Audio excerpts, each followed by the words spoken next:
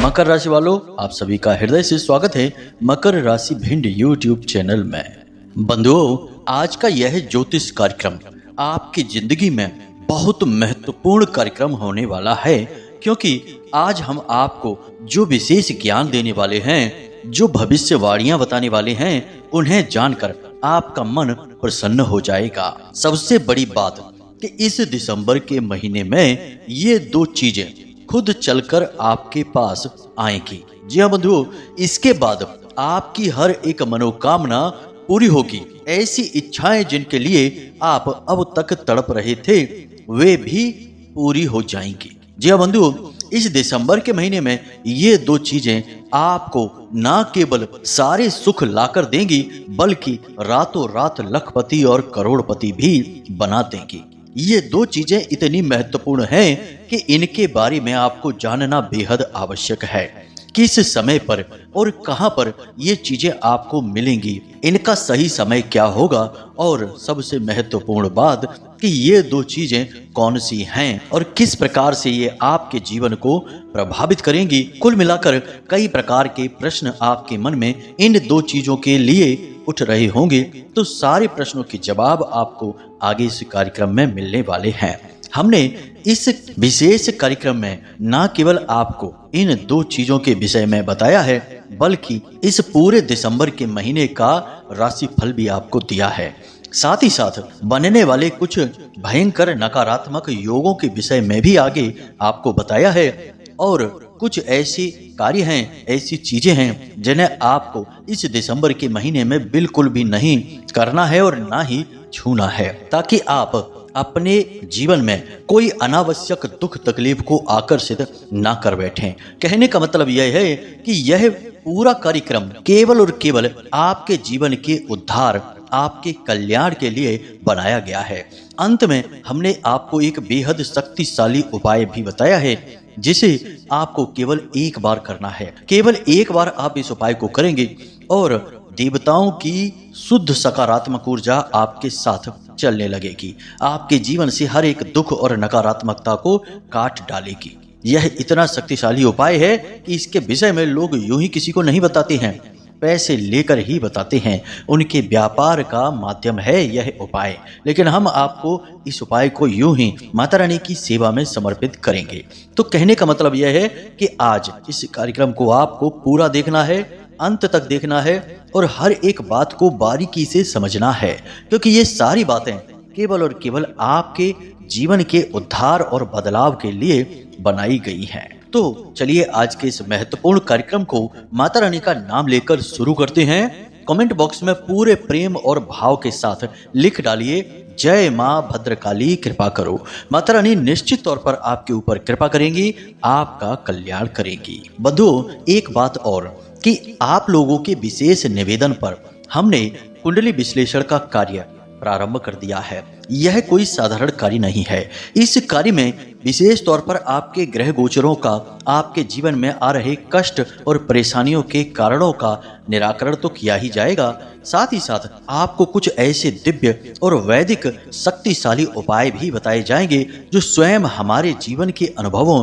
और साधनाओं के विशेष प्रयासों के बाद प्राप्त ज्ञान पर आधारित हैं। यानी कि इन उपायों को करने से न केवल आपके जीवन में सकारात्मक लहर दौड़ेगी, साथ ही साथ माता रानी की सीधी कृपा, अनुकंपा प्राप्त होने लगेगी। तो मतलब यह है कि आप अपने कुंडली का श्रेष्ठ विश्लेषण करवा सकते हैं, दुखों का कारण जान सकते हैं, और उनके निवारण हेतु शक्तिशाली उपाय भी जान सकते हैं, जो केवल और केवल आपके लिए बने होंगे, आपके जीवन को प्रभावित करेंगे। तो इसके लिए वीडियो में दिखाए जा रहे नंबर पर आप कॉल कर सकते हैं और अपने कुंडली विश्लेषण का कार्य करवाकर जीवन को सुखी बना सकते हैं, भागवतमय और ईश्वरमय बना सकते हैं। बंधुओं, एक बात यहाँ पर हम आपको बता दें कि जीवन का उद्देश्य केवल सुखों को प्राप्त करना नहीं होना चाहिए। जीवन में केवल सुख प्राप्त करना और सभी सुखों को भोगते हुए इस संसार से चले जाना जीवन का लक्ष्य नहीं है। यह कार्य तो बहुत ही निम्न स्तर के जीव भी कर लेते हैं। एक बंदर को देखिए, जो जंगल में रहता है, पेड़ों पर पके पके फल खाता है और यहाँ से वहाँ घूमता रहता है। पूरा आनंद भोगता है जीवन का और उसके बाद इस संसार को छोड़कर चले जाता है। और ऐसे ही यदि आप और हम भी केवल सुखों की तलाश में रहेंगे और सुख प्राप्त होते ही उन्हें भोग कर इस संसार से चले जाएंगे, तो क्या हमारे जीवन में और एक बंदर के या पशु के जीवन में कोई फर्क रह जाएगा? नहीं। हमारा अध्यात्म, हमारी पद्धति यह कहती है कि हमारे इस संसार में आने का कोई महत्व है, कोई कारण है। इसका प्रमाण यह है बंधुओं कि बाबा तुलसीदास ने रामचरितमानस में भी इस विचार को प्रस्तुत किया है कि बड़े भाग मानुष तन पावा, सुर दुर्लभ सब ग्रंथ ही गावा। यानी कि बहुत ही भाग्यवान होते हैं वो लोग जिन्हें यह मनुष्य देह प्राप्त होती है। और इसका व्याख्यान और इसका वर्णन तो तमाम ग्रंथों में बताया गया है। तो कहने का मतलब यह हुआ कि केवल सुखों को भोगना हमारा लक्ष्य नहीं है। हमारा लक्ष्य है ईश्वर की प्राप्ति, उस परम शक्ति की पहचान करना, स्वयं की पहचान करना कि हम कौन हैं। हम यह मृत मिट्टी से बना हुआ शरीर नहीं है। हम इस संसार को देखने वाले हैं, यह संसार नहीं है, इस संसार का हिस्सा नहीं है। इस संसार का हिस्सा तो यह देह है, यह शरीर है जो यहीं रह जाना है। हम तो इस संसार को देखने वाले, इसके अंदर छिप कर बैठे हुए हैं। तो हम कौन हैं, बस इसी की पहचान करना। क्योंकि जब हम स्वयं को जानेंगे तो हम उस परम तत्व ब्रह्म को भी जानेंगे। और जब हम उसकी पहचान कर लेते हैं तो हम उसमें लीन हो जाते हैं। बंधु, जब हमें कहीं का मार्ग पता चल जाता है तो फिर उस मार्ग पर चलना सुगम हो जाता है। जब हमें ईश्वर तत्व का ज्ञान हो जाता है तो उसको प्राप्त करना भी हमारे लिए आसान हो जाता है। और उसी परम तत्व में विलीन होना, उसी एक बड़े दीपक जिसकी ज्योति बनकर हमारे मन में, हमारे शरीर में जल रही है, जो हमारी आत्मा है, वह उसी दीपक में समाहित हो जाए, यही इस जीवन का लक्ष्य है और उद्देश्य है। और ऐसा हम आपको क्यों बता रहे हैं, ये बातें हमने क्यों आपको बताई हैं? तो हम आपको बताते बंधुओं कि हम जो भी कार्यक्रम आपके लिए बनाते हैं, उन कार्यक्रमों का एकमात्र उद्देश्य यह नहीं होता कि आपको सुख पहुंचाना, आपके जीवन से दुख दूर करना। उन कार्यक्रमों का दूसरा उद्देश्य यह भी होता है कि आपको शुद्ध धार्मिक बनाना, ईश्वर की ओर ले जाना, आपकी चेतना का विकास करना। इसीलिए हम आपको जो उपाय बताते हैं वे परम सात्विक होते हैं और उनमें कहीं ना कहीं किसी न किसी दिव्य शक्ति की आराधना छिपी रहती है, जिसके माध्यम से आप अपने उस परम तत्व को जान सकते हैं। जी हाँ बंधु, कहने का मतलब यह है कि हम ना केवल आपका भौतिक विकास चाहते हैं, बल्कि आपकी आध्यात्मिक और आत्मिक उन्नति भी करवाना चाहते हैं। और यही हमारा उद्देश्य है और यही हमारी माता रानी के प्रति सेवा और भक्ति भी है। तो उम्मीद करते हैं कि आप हमारी भावनाओं को समझ रहे हैं। अब चलिए अपने मूल विषय को प्रारंभ करते हैं। तो बंधुओं, सबसे पहले बात करते हैं 3 नकारात्मक योगों की जो आपको परेशान कर सकते हैं, और फिर उनसे आपके बचाव की कि आप उनसे बचने के लिए क्या कर सकते हैं। फिर आपको बताएंगे इन 2 चीजों के विषय में जो खुद चलकर आपके पास आएंगी। जी हाँ बंधुओं, तो ध्यान से सुनिए। सबसे पहला नकारात्मक योग तो आपकी कुंडली में यही बन रहा है कि मंगल अपनी बकरी चाल चलने जा रहे हैं। मंगल की बकरी चाल आपके लिए बेहद खतरनाक होने जा रही है। याद रखना बंधुओं कि जब जब मंगल बकरी होते हैं तो जातक के जीवन में नकारात्मक शक्तियां प्रभावशाली हो जाती हैं। कहने का मतलब यह है कि यह वह समय है जब आपके ऊपर किसी भी प्रकार की नकारात्मक ऊर्जा का प्रभाव बहुत तेजी से बढ़ेगा। मतलब कि कोई तंत्र मंत्र की चपेट में आप आसानी से आ जाएंगे। जल्दी ही आपको नजर लगेगी। आपने जरा सी किसी को अपनी खुशी बताई नहीं कि उसे तुरंत नजर लग जाएगी, या फिर अनजाने में ही आपकी ओर नकारात्मक ऊर्जाएं आकर्षित होने लगेंगी। भूत प्रेत की काली नकारात्मक तांत्रिक शक्तियां आपके जीवन में विध्वंस और विनाश मचा सकती हैं। ऐसे में आपके पास 2-3 जरूरी सावधानियां हैं जो आपको रखनी चाहिए।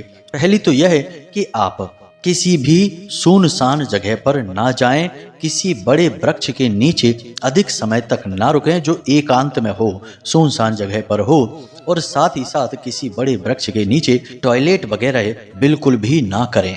इसी के साथ साथ बंधुओं, सबसे बड़ी सावधानी यह भी रहेगी कि किसी के द्वारा दी जाने वाली मीठी वस्तु प्रसाद बोलकर यदि आपको दी जाती है तो आपको इस पूरे दिसंबर के महीने में उसे ग्रहण नहीं करना है। साथ ही साथ अपने कपड़ों का, अपने जूते चप्पल और वाहन आदि की लेन देन अदला बदली किसी के भी साथ आपको नहीं करनी है। अब व्यवहारिकता में कुछ जरूरी सावधानियां हैं, जैसे कि किसी भी व्यक्ति के साथ आपको किसी भी प्रकार की बहस नहीं करनी है, झगड़ा नहीं करना है। एक विशेष बात होगी इस महीने की, आप किसी से सीधी बात भी बोलेंगे तो वह आपसे झगड़ने लगेगा। प्यार मोहब्बत से भी आप बात शुरू करेंगे तो कुछ समय बाद वह बात झगड़े का रूप ले लेगी। अच्छी बात भी दूसरों को बुरी लगेगी, सही सलाह भी लोगों को गलत परिणाम दे जाएगी, जिससे आपके ऊपर दोष मढ़ दिया जाएगा। कहने का मतलब यह है कि संसार में, रिश्ते नातों में आपको जरूरत से ज्यादा विचार नहीं करना है, चर्चा नहीं करनी है, दूसरों के व्यक्तिगत जीवन में बिल्कुल भी दखल अंदाजी नहीं करनी है। इन सब के नकारात्मक परिणाम आपको देखने को मिलेंगे। अब दूसरा नकारात्मक योग यह है बंधुओं, जो कि लंबे समय से बना हुआ है, परंतु इसका प्रभाव अब इस दिसंबर के महीने में बहुत अधिक पड़ने वाला है। वह है राहु और शनि एक दूसरे के बगल में विराजमान होना, साथ साथ के भाव में विराजमान होना। यानी कि शनि जिस भाव में मौजूद है उसके अगले भाव में ही राहु बैठे हुए हैं। यह योग आपके लिए अच्छा नहीं है। यह आपको हानि पहुंचाएगा, आपके मन को विचलित करेगा, आपको विचार शून्य करेगा, उल्टी सीधी चीजों में आपका मन भटकाएगा और आप जिस कार्य को कर रहे हैं उस कार्य से आपकी रुचि को समाप्त करेगा। साथ ही साथ गलत संगत नकारात्मक लोगों की ओर आपको आकर्षित करेगा, गलत कार्यों में आपकी रुचि को बढ़ाएगा। लेकिन इन सब से कहीं बढ़कर आपको धन को लेकर यह बहुत परेशान करेगा। मतलब कहने का यह है कि दुनिया की नज़र में आप चाहे भले ही कितना भी पैसा कमाएं, लोगों की नज़र में तो आप अमीर दिखेंगे, आपके जीवन की व्यवस्थाएं अच्छी चलती दिखाई देंगी, परंतु अंदर ही अंदर आप खुद जानते होंगे कि आपके ऊपर क्या बीत रही है। आप पैसे को लेकर कितने परेशान चल रहे हैं। कितना भी पैसा आप कमाएंगे वह सही जगह पर आप खर्च नहीं कर पाएंगे, जरा भी बचा नहीं पाएंगे, और सबसे बड़ी बात कि अपने मन के अनुसार उसे कभी खर्च नहीं कर पाएंगे। यह स्थिति आज की नहीं है, यह लंबे समय से आपके साथ बनी हुई है, परंतु अब इस स्थिति में और अधिक बढ़ोतरी होने जा रही है। जैसे ही मंगल बकरी चाल चलेंगे तो इनकी 8वीं दृष्टि शनि देव पर होने के कारण यह शनि के प्रभाव को कम करने लगेंगे और शनि के दुष्प्रभावों को बढ़ा देंगे, यानी नकारात्मक प्रभावों को और अधिक बढ़ा देंगे। और शनि के साथ राहु होने का मतलब है कि आपको जो बातें हमने अभी बताई हैं, जो परेशानियां बताई हैं, इनमें कई गुना अधिक की बढ़ोतरी हो जाना। आप अपने हृदय पर हाथ रखकर बताइए कि जो बातें हमने अभी बताई हैं वे सत्य हैं या नहीं। कमेंट करके हमें अवश्य बताना। अब ऐसे में आप क्या कर सकते हैं, तो सबसे बड़ी बात ध्यान से सुनिए कि आपको सबसे पहली चीज यह करनी है कि अपने जीवन में पैसे को लेकर बहुत सतर्क रहना है। किसी को भी इस पूरे दिसंबर के महीने में एक भी रुपया उधार नहीं देना है। चाहे कोई कितनी ही परेशानी बताए, मुसीबत बताए, आपको एक भी रुपया उधार नहीं देना है। और यदि उधार दे दिया तो उस पैसे को भूल जाना है, उसके बारे में विचार नहीं करना है, वह अब लौट कर नहीं आएगा। दूसरा, आप कितना पैसा कमाते हैं, कितना खर्च करते हैं, इसका सही सटीक आकलन करके रखिए। हमेशा सही हिसाब करिए। हर बात में पैसे की आवक और जावक को सही तरीके से जोड़िए और यह पता लगाने की कोशिश करिए कि कहाँ आपका पैसा बिना जरूरत के जा रहा है। जी हाँ बंधुओं, कई बार आप ऐसी जगहों और चीज़ों पर पैसा खर्च कर देते हैं जिसके बारे में आप सोचते हैं कि आपने यह किया ही क्यों। बाद में आपको ना तो उन चीज़ों का कोई प्रयोग समझ में आता है और ना ही आवश्यकता समझ में आती है। बस आप जोश में आकर, भावनाओं में आकर पैसा खर्च कर देते हैं। बाद में आपको लगता है कि आपने यूं ही पैसे डाल दिए, इसका तो कोई खास उपयोग भी नहीं हुआ। तो अब ऐसी स्थिति से आपको बचना है। बहुत ही गहराई से अत्यधिक जरूरत हो तभी पैसे को खर्च करना है, विचारशील बनना है रुपए पैसे के मामले में। तीसरा यह है कि किसी भी उत्सव में, किसी भी समारोह में या किसी भी विशेष कार्य में जहां आपका पैसा अधिक खर्च हो सकता है, आपकी स्वयं की तैयारी में या किसी अन्य तरीके से, वहां पर आपको बहुत ज़्यादा सतर्क रहना है। यही वो अवसर होते हैं जो आपको पैसे को लेकर निचोड़ डालते हैं। आपकी सारी जमा पूंजी, आपका पैसा, आपकी सेविंग सब हिल जाती है, इतना पैसा खर्च हो जाता है। खास तौर से जब आपके खास रिश्ते नातों में ही कोई विशेष बड़ा उत्सव है, जैसे विवाह संबंध वगैरह हैं, ऐसे उत्सव में जब आप शामिल होना चाहेंगे तो आपकी बहुत ज़्यादा खर्चा होगा इस महीने में विशेष तौर पर। तो आपको सतर्क रहना है और फिर से हम वही कहेंगे कि अपने खर्चों को नियंत्रित करने की कोशिश करना है। ऐसा नहीं है कि इस महीने आपकी आवक नहीं होगी, इस महीने आपकी आवक होगी, अच्छी ही होगी, क्योंकि बुध और सूर्य की युति बनी हुई है और सूर्य और गुरु का समसप्तक योग बना हुआ है, जो आपको अच्छे धन लाभ कराएगा, रुपए पैसे की बढ़त कराएगा। लेकिन पैसे के खर्चे को आप संभाल नहीं पाएंगे। यह स्थिति यानी पैसा खर्च होने की स्थिति आपके नियंत्रण से बाहर होगी। बस यहीं पर आपको लगाम कसनी है। अब तीसरी स्थिति जो नकारात्मक बन रही है कि शनि से पहले शुक्र का मौजूद होना। जी हाँ बंधुओं, जिस भाव में शुक्र हैं उससे ठीक अगले भाव में शनि देव का गोचर, यह आपके शुक्र को कुछ नकारात्मक बनाता है, खास तौर से पुरुषों के लिए। इसके दुष्परिणाम यह हैं कि पुरुषों के मन में काम भावना बढ़ेगी, भोग विलास की इच्छाएं बढ़ेंगी, नकारात्मक वातावरण बढ़ेगा, साथ ही साथ थोड़े व्यसनी, आलसी, काम को टालने वाले और अपने जरूरी से जरूरी कार्य में भी टाला मटोली करके उसे आगे बढ़ाते रहने वाले बन जाएंगे पुरुष। और सबसे बड़ी बात फिर से वहीं घूम कर आती है कि पैसा अधिक खर्च करेंगे, फिजूल का खर्च करेंगे, भोग विलास की जगहों और वस्तुओं पर खर्च करेंगे, पार्टी वगैरह के शौकीन हो जाएंगे, साथ ही साथ कुछ गलत आदतें, चरित्रहीनता के गुण भी उत्पन्न होने लग जाएंगे। तो थोड़ा इसके लिए आपको सावधान रहना होगा। यह स्थिति रहेगी 28 दिसंबर तक। 28 दिसंबर को शुक्र देव शनि देव के साथ में युति बनाएंगे, यानी 28 दिसंबर के बाद आपके जीवन में कुछ सकारात्मक बहुत अच्छे बदलाव आने वाले हैं। अब कौन से रहेंगे वे सकारात्मक बदलाव, इनके विषय में हम उसी समय पर आपको बताएंगे। लेकिन एक झलक यह बता देते हैं कि यदि आप अपने जीवन में कुछ नया, कुछ बड़ा कर रहे हैं, यानी कि प्लानिंग है आपकी, जैसे कोई व्यापार आप करना चाहते हैं, साइड इनकम के लिए कोई नई योजना आप लागू करना चाहते हैं, या नौकरी वगैरह के लिए तैयारियां कर रही हैं, तो उन सब में आपकी सफलता के अवसर बहुत अधिक बढ़ जाएंगे और आपके आने वाले वर्ष के लिए बहुत ही सकारात्मक वातावरण का निर्माण हो जाएगा। कहने का मतलब यह है कि आपका नया वर्ष का शुरुआती पक्ष जो है वह बड़ा ही हितकारी होगा, बहुत ही लाभप्रद रहेगा आपके लिए। अब कौन से लाभ रहेंगे उनके विषय में हम तभी आपको कार्यक्रम के माध्यम से बता देंगे। अभी फिलहाल हम आपको जो सावधानियां रखने के विषय में बता रहे हैं उन पर आपको ध्यान देना है। तो सबसे बड़ी सावधानियां आपको कुल मिलाकर देखा जाए तो 3 स्थानों पर रखनी है। सबसे बड़ी सावधानी है पैसे को लेकर। पैसे को बहुत ज्यादा सोच समझकर ही खर्च करें, अनावश्यक रूप से एक पैसा भी किसी को न दें न खर्च करें। दूसरा सावधानी आपको रखनी है अपने मन पर, अपनी वाणी पर। मन में जो आया वह नहीं बोलना है, अपने शब्दों को बहुत सोच समझकर प्रयोग करें। याद रखें कि आपके शब्द आपके द्वारा प्रयोग किए जाने वाले औजार हैं, जिनके माध्यम से आप अपने आसपास के वातावरण को निर्मित करते हैं और बदलते हैं। शब्दों में शक्ति इतनी अधिक है कि शत्रु को मित्र और मित्र को शत्रु बनाया जा सकता है।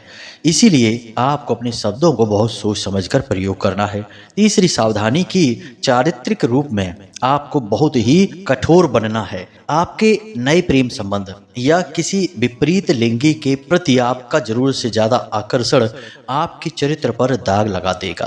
तो आपको इस विषय पर बहुत सावधान रहना है। आपका मन भटकेगा अवश्य, परंतु इसे आप अपनी परीक्षा मानकर चलें, अपनी इंद्रियों पर पूरा नियंत्रण बनाकर चलें। तो ये 3 सावधानियां आपको रखनी है इस पूरे दिसंबर के महीने, खास तौर से 28 दिसंबर तक। अब ध्यान से सुनिए, हम आपको बताने जा रहे हैं इन 2 चीजों के विषय में। तो ध्यान से सुनिए, आपकी कुंडली में सबसे पहला जो सुयोग है वह है बुध आदित्य योग, और यह योग धन लाभ करता है, नौकरी के विशेष अवसर उत्पन्न करता है, जीवन में धन को लेकर, रुपए पैसे को लेकर मजबूत बनाता है। यानी कहने का मतलब यह है कि बुध आदित्य योग और सूर्य के साथ गुरु का समसप्तक योग यह आपके लिए बेहद लाभदायक है।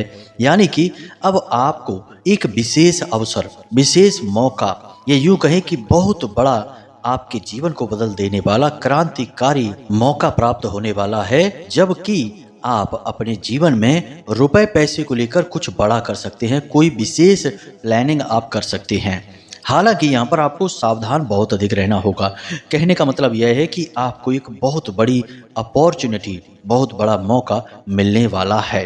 कहीं से कोई ऑफर आएगा, कोई आपको बिजनेस के लिए विशेष मौका मिलेगा, कोई पार्टनरशिप का ऑफर मिल सकता है, बड़ा लोन आपको मिल सकता है, कहीं से विशेष रूप से धन के सहयोग प्राप्त हो सकते हैं, या फिर कोई एक ऐसा व्यक्ति आपके जीवन में आ सकता है जो आपको आर्थिक रूप से मजबूत बनाएगा, आपको आगे ले जाने का कार्य करेगा। अब आपको यहाँ पर बुद्धिमानी से काम लेना है। इस मौके को, इस अवसर को हाथ से जाने नहीं देना है। अवसर छिपा हुआ होगा, यह इसका दोष है। यानी कि जब भी आपके पास यह मौका, यह अवसर आएगा, पूरे के पूरे यहाँ पर अवसर यह भी बनेंगे कि आप उसे पहचान नहीं पाएंगे, क्योंकि पापी ग्रह आपके लिए नकारात्मक दोष उत्पन्न कर रहे हैं और वे आपकी बुद्धि को भ्रमित करेंगे। तो यहाँ पर आपको सकारात्मक विचारधारा बनाए रखना बेहद आवश्यक है। सावधानियां हमने आपको बता रखी हैं, उन्हें आपको अपने जीवन में लागू करना है। अब दूसरी चीज, इसे आप ध्यान से समझिए, यह और भी अधिक महत्वपूर्ण है। दूसरी चीज है बंधुओं, धार्मिक, ईश्वरीय, दिव्य। अब यह क्या है, ध्यान से समझिए। आपकी मुलाकात किसी एक ऐसे व्यक्ति से होगी जो आपके जीवन को बदल कर रख देगा। यह बदलाव आध्यात्मिक होगा। आध्यात्मिक बदलाव से मतलब यह है कि आपके जीवन में भक्ति के रस को यह इंसान बढ़ा देगा। अब यह व्यक्ति किसी भी माध्यम से आपसे मिल सकता है, या तो वह मोबाइल के जरिए मिल सकता है, या यूं ही आपको किसी धार्मिक स्थान पर मिल सकता है, या फिर आपके घर भी आ सकता है। उस इंसान की बातें आपके ऊपर बहुत गहरा प्रभाव डालेंगी, उसकी बातों से आप बहुत प्रभावित भी हो जाएंगे और आप अपने जीवन में कुछ मूलभूत परिवर्तन भी अवश्य ही करेंगे। आपको पता लग जाएगा कि आपने अपने जीवन में कहाँ कौन सी गलतियां कर रखी हैं, जिसकी वजह से आपके चित्त का चैन खोया हुआ है। कहने का मतलब यह है कि यह इंसान आपके अंदर बहुत बड़े बदलाव लेकर आएगा, आपकी आत्मा, आपकी चेतना को जागृत करेगा और आपको शुद्ध धार्मिक इंसान बनाएगा। कभी कभी हमें यह भ्रम रहता है कि हम धर्म की राह पर चल रहे हैं और धार्मिक हैं, ईश्वर के प्रिय हैं, लेकिन हम कुछ बहुत बड़ी गलतियां भी कर रही होती हैं, जिनके बारे में हमें जानना बहुत आवश्यक होता है, लेकिन कोई बताने वाला ही नहीं होता है। तो यह वही इंसान होगा जो आपकी उन गलतियों को बताएगा। कहने का मतलब यह है कि इस महीने में आपको आध्यात्मिक उन्नति का एक बहुत बड़ा मौका भी मिलेगा। आपको इस मौके को भी पहचानना होगा। याद रखना कि यह प्रकृति, यह संसार हमें कई बार मौके देती हैं। ऐसा नहीं है कि हमें कोई मौका ही नहीं मिलता, परंतु हमारा अभिमान, हमारे दंभ और हमारे अंदर के नकारात्मक विचार इन मौकों को हम तक पहुंचने ही नहीं देते हैं, पहले ही इन्हें समाप्त कर देते हैं, या यूं कहें कि भस्म कर देते हैं। जब तक हमारा चित्त निर्मल नहीं होगा, आध्यात्मिक उन्नति के साथ साथ मानसिक शांति भी हम हासिल नहीं कर लेते, तब तक हम इन अवसरों को कभी नहीं पहचान पाते हैं। याद रखना कि जब स्वामी विवेकानंद भी अपने परम गुरु स्वामी रामकृष्ण परमहंस से मिलने गए थे पहली बार, तब उनके मन में बहुत नकारात्मकताएं थीं। उन्हें लगता था कि पता नहीं कौन है, साधु महात्मा है, इनसे हमें मिल ही क्या जाएगा, हम तो वैसे भी इतने परेशान हैं, रुपए पैसे की तंगी चल रही है, इनसे मिलकर हमें भला क्या लाभ होगा। यानी कि उनके मन में उनके प्रति कितना संशय था। लेकिन जब मिले और अपने ज्ञान की आंख से देखा तो पता चला कि ये तो वही परम संत हैं जो स्वयं स्वामी विवेकानंद के जीवन को भी पूर्ण रूपेण बदलने की क्षमता रख रहे हैं, और फिर वही हुआ भी। कहने का मतलब यह है कि अपने मन के संशयों को मिटाना होगा। और यह आप कैसे करेंगे बंधु, हम आपको एक बहुत अच्छी सलाह देने जा रहे हैं। उपाय ही आप इसे समझ सकते हैं, लेकिन इसे आप अपने जीवन में उतारें अवश्य। सबसे बड़ी सलाह आपकी यह है कि आप जब भी सोकर जागें, कोशिश करें कि सूर्योदय से पहले ही जागें, क्योंकि हमारा अध्यात्म और हमारे शास्त्र भी कहते हैं कि सूर्योदय से पहले ब्रह्म मुहूर्त होता है, यानी कि स्वयं ब्रह्म की ऊर्जा अति सक्रिय होती है, माया सोई हुई होती है और सूर्य नारायण का भी उदय काल चल रहा होता है, यानी वह समय बहुत अधिक शक्तिशाली होता है। तो आप कोशिश करें कि उसी समय पर जागा करें। और दूसरी आदत यह अपना लें कि सुबह सोकर जागने के बाद कम से कम आधे घंटे के लिए आप पूर्ण मौन रहा करें। पूर्ण मौन का मतलब यह नहीं कि आप मुख से खामोश हैं, कुछ बोल नहीं रहे हैं, मन से भी मौन रहें। मन में किसी भी प्रकार के विचार आएं, आप उन विचारों को रद्द करते जाएं, उनके ऊपर आगे तर्क ना लगाएं। जो भी विचार आए कि दुकान पर जाना है, ठीक है देखा जाएगा, ऐसे सोचें। कोई भी विचार आए जैसे कि किसी से पैसे उधार आने हैं, अभी तक उसने दिए नहीं हैं, तो मन में सोचना है देखा जाएगा, अभी नहीं। ऐसे करते करते एक दिन, यानी शुरू में तो नहीं होगा लेकिन कुछ दिनों के अभ्यास के बाद आप आधे घंटे के लिए पूर्ण मौन रहना सीख जाएंगे। और हम आपको कहते हैं गारंटी के साथ कि जिस वक्त आप पूर्ण मौन केवल आधे घंटे के लिए सुबह के समय अपना लेंगे, जीवन में उतार लेंगे, आपको इतनी गजब की शांति का एहसास होगा कि एक झोपड़े में भी रहकर आप दुनिया के सबसे खुश इंसान होंगे। और रही बात चीज़ों की, भौतिक वस्तुओं की, तो वे तो आपके जीवन में बहुत अधिक मात्रा में आएंगी ही, क्योंकि आपकी चेतना स्वयं उन्हें खींचकर आपकी ओर लेकर आएगी। तो आप इस एक आदत को अपने जीवन में अवश्य उतारें और केवल 7 दिन बिना किसी सोच विचार के, मन मार के ही सही, इस क्रिया को करते रहें। फिर हमें अवश्य फ़ोन करके बताना कि गुरुजी कैसा महसूस हो रहा है। हमें विश्वास है, हम गारंटी लेते हैं कि आपकी सोच बदल जाएगी, जीवन को देखने का नजरिया बदल जाएगा। यह हमारा खुद का भी अनुभव है। हम आज भी इस आदत को अपनाकर बैठे हैं। हम जब सोकर जागते हैं सुबह ब्रह्म मुहूर्त में, तो उस समय हम 1 घंटे तक किसी से एक शब्द भी नहीं बोलते हैं और ना ही मन में कोई विचार आने देते हैं। जो विचार आते भी हैं वे अपने आप चले जाते हैं, उस विचार को हम आगे नहीं बढ़ाते हैं। इसी का यह प्रताप है कि माता रानी के प्रति अद्भुत आकर्षण और अद्भुत भक्ति मन में उत्पन्न हो चुकी है और आगे भी उन्नति हो रही है। अब दूसरा उपाय, यह महत्वपूर्ण है, इस उपाय को ध्यान से समझिए। यह उपाय माता बगलामुखी से जुड़ा हुआ है। माता बगलामुखी का नाम आपने अवश्य सुना ही होगा। संसार की हर एक नकारात्मक शक्ति की सबसे प्रचंड शक्ति और काट माता बगलामुखी हैं। आपको हम कोई मंत्र नहीं दे रहे हैं, कोई पूजा विधि नहीं दे रहे हैं, वह तो हम अपने पिछले कई कार्यक्रमों में दे चुके हैं। लेकिन आज हम आपको एक ऐसा विशेष नाम जप सिखाने जा रहे हैं जिसे आपको दिन भर जपना है। जब भी आप फ्री हो, जब भी आपको समय मिले, मन में बेचैनी हो, आप यह नाम जप करें। जी हाँ बंधुओं, और नाम जप से कोई दोष नहीं लगता है। आप किसी भी अवस्था में, किसी भी परिस्थिति में इसे जप सकते हैं। जी हाँ, इसकी यही खूबसूरती है। तो माता बगलामुखी का नाम जप है, इसे आप ध्यान से सुने और कभी भी इसका नाम जप आप कर सकते हैं। ध्यान से सुने, मंत्र नहीं है, केवल नाम जप है। आपके मोबाइल की स्क्रीन पर भी दिखेगा, तो ध्यान से सुने। ओम बगला देव्यो नमः, बस इतना सा है, ओम बगला देव्यो नमः। अब माता बगलामुखी का यह आवाहन है। माता बगलामुखी को अत्यंत प्रिय है। वैसे तो इनके कई नाम है, देवी पीताम्बरा देवी भी कहा जाता है, लेकिन इनका सबसे प्रिय नाम है माँ बगला। तो माँ बगला देव्यो नमः, माता बगलामुखी को नमस्कार। बस इसको आपको जपना है।